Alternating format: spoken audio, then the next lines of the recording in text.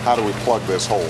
In skittish Louisiana, President Obama looks to lift a spreading stain of oil and frustration.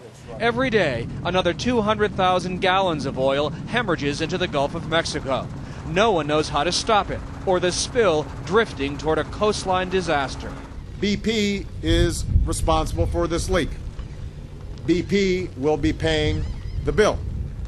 But as President of the United States, I'm going to spare no effort to respond to this crisis for as long as it continues. And we will spare no resource to clean up whatever damage is caused. The president asked about priority one here, capping the well. Temporary seals have failed. BP's permanent solution, a relief well, could take 90 days to finish. And by then, there are scenarios that it could be worse than the Exxon Valdez. We're not sugarcoating this thing. Watch this animation. It shows how the spill began on April 22nd and has grown and kept growing every day since. Landfall could come in the next 72 hours, potentially devastating Louisiana's coastline. I mean, all this is my office. This is where I work. Pete Young, a fishing boat captain, took us into Louisiana's pristine marshlands, home to oysters, shrimp, fish, and the state's $2 billion seafood industry. All now at risk, just like Young's livelihood. Everything will be affected. Catastrophic, potentially? Catastrophic.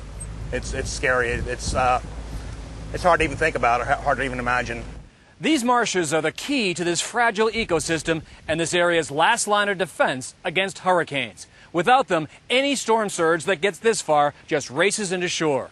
A sheen of oil would hurt these marshes. Waves of oil in here would be a killer.